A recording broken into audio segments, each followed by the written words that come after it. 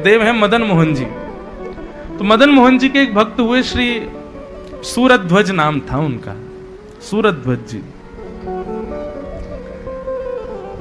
तो सूरध्वज जी जो थे वो मदन मोहन जी से बहुत स्नेह करते थे, परंतु उत्तर प्रदेश से हमारे वृंदावन से थोड़ी दूर एक स्थान है, वहां वो रहते थे।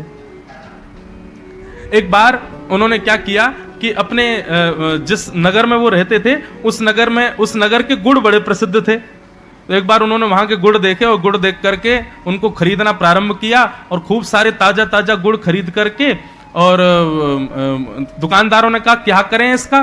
बोले रुको मैं बैलगाड़ियां ला रहा हूं, उनमें भरवा के इनको वृंदावन भिजवा देना। दुकानदारों ने कहा भैया तुम यहां से गुड़ खरीद करके वृंदावन बैलगाड़ियों में लदवा के भिजवाओगे? बोले और नहीं तो कहां भिजवाना है? बोले कि वहां मदन मोहन जी का मंदिर है, मदन मोहन जी के मंदिर की सेवा में भिजवाने गुड़। तो एक दुकानदार बोला देखो भैया हमको तो फायदा ही हो रहा है, तुम पैसा दे रहे हो, लेकिन इससे बढ़िया तो तुम वृंदावन चले जाओ और जितना पैसा तुम यहां खरीदने में और यहां से पहुंचाने में लगाओगे उतने में से तुम दुगुना तिगुना गुड़ वहीं खरीद के वृंदावन में दे दो। गुड़ तो सब जगह मिलता है, तुमको यहीं से ही क्यों भेजना है? तो सूरध्वज जी बोले तुमको कभी प्रेम हुआ है? बोले ये क्या बात हुई? बोले नहीं बताओ प्रेम हुआ है? बोले नहीं हुआ। बोले फिर तुम नहीं समझोगे। प्रेमी के द्वारा दी गई वस्तु वो कितनी बहुमूल्य होती है, ये प्रेम करने वाला ही जानता है।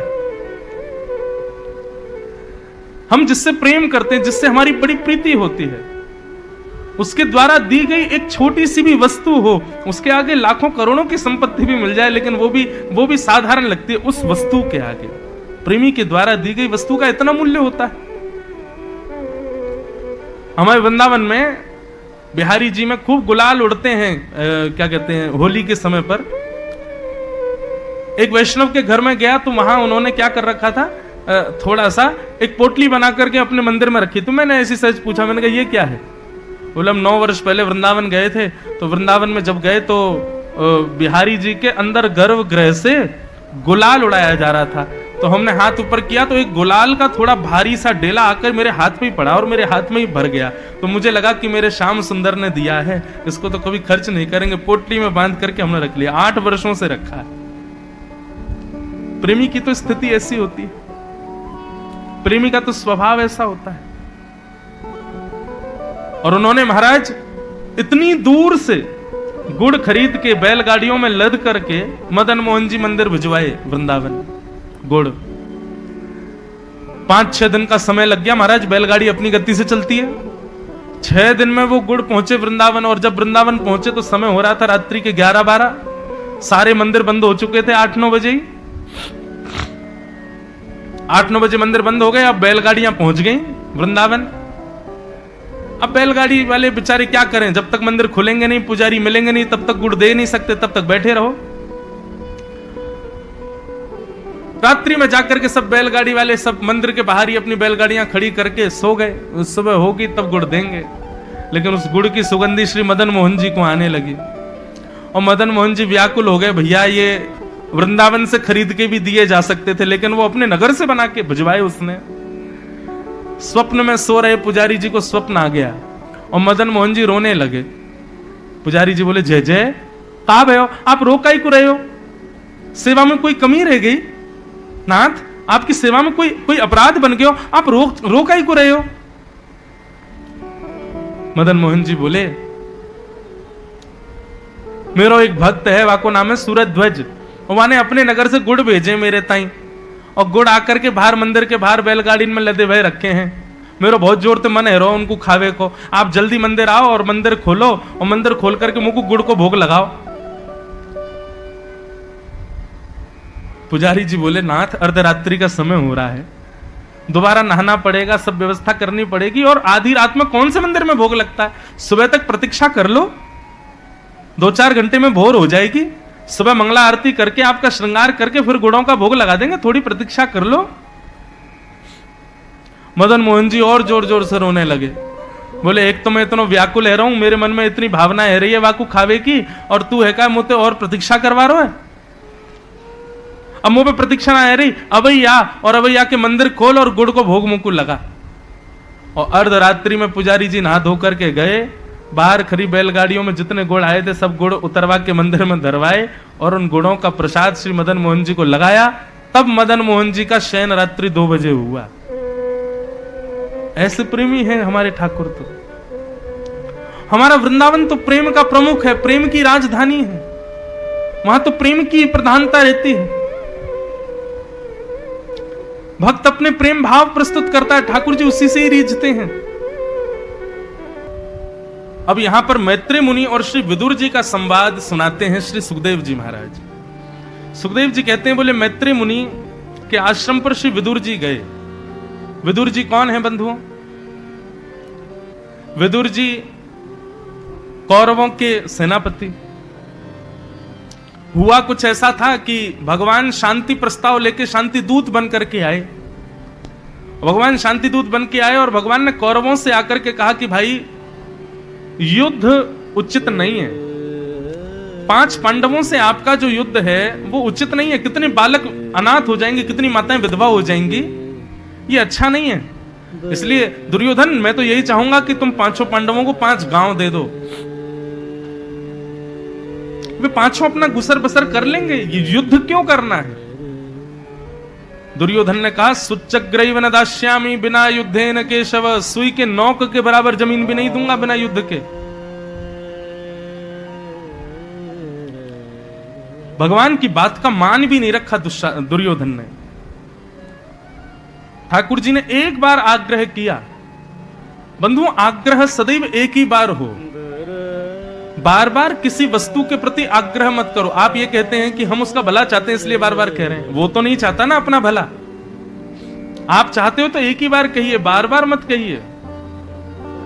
भगवान ने एक ही बार कहा कि 5 पांडवों को 5 गांव दे दो, युद्ध उपाय ठीक नहीं है।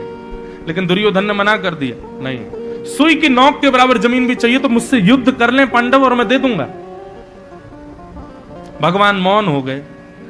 भगवान को रिझाने के लिए, पटाने के लिए, अपनी ओर दाखिल करने के लिए दुर्योधन ने बढ़िया व्यवस्था की, 56 भोग की, ताकि हमारा 56 भोग पाके भगवान रीझ जाएंगे और हमारे पक्ष में आ जाएंगे। दुर्योधन ने कहा, चलिए भगवान आपके लिए 56 भोग बनवाए हैं। भगवान बोले, दुर्योधन, 2 स्थिति में भोजन करना चाहिए।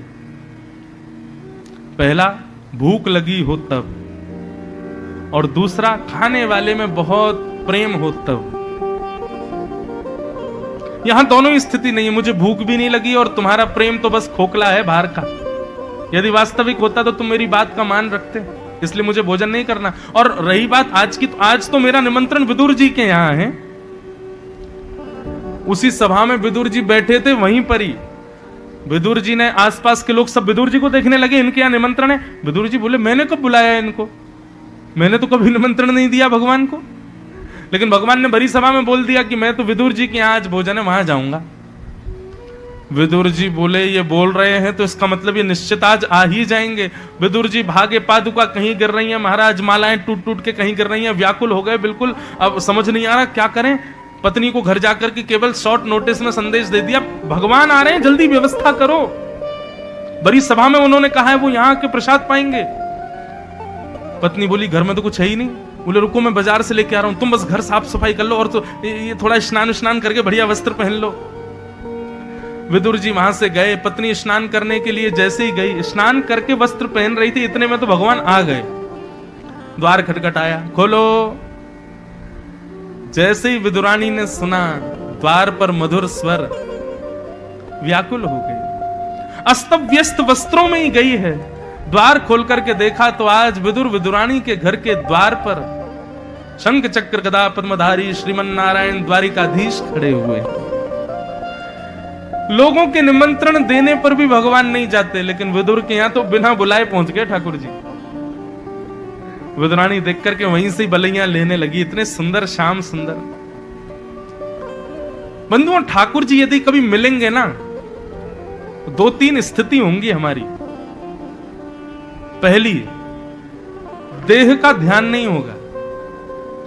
पैर रखोगे कहीं, जाएगा कहीं। बोलोगे कुछ, निकलेगा कुछ। सोचोगे कुछ, होगा कुछ। करोगे कुछ, परिणाम होगा कुछ। ये भगवत प्राप्ति का पहला स्वरूप है। ठाकुर जी मिलेंगे तो स्थिति ऐसी हो जाएगी, आपको अपने तन की भी सुध है, मन की भी सुध है, चलने फिरने की भी सुध है, तो निश्चित ही आपको कोई और ही बहलूपिया मिल गया, भगवान नहीं मिले। ठाकुर जी मिलेंगे तो आप सुध बुध खो बैठोगे। दूसरी बात, मान रहित हो जाओगे। फिर संसार में जो जो आपकी अपेक्षाएं होती है ना, ये सारी आशाएं खत्म हो जाएंगी सबसे, ठाकुर जी जब मिलेंगे।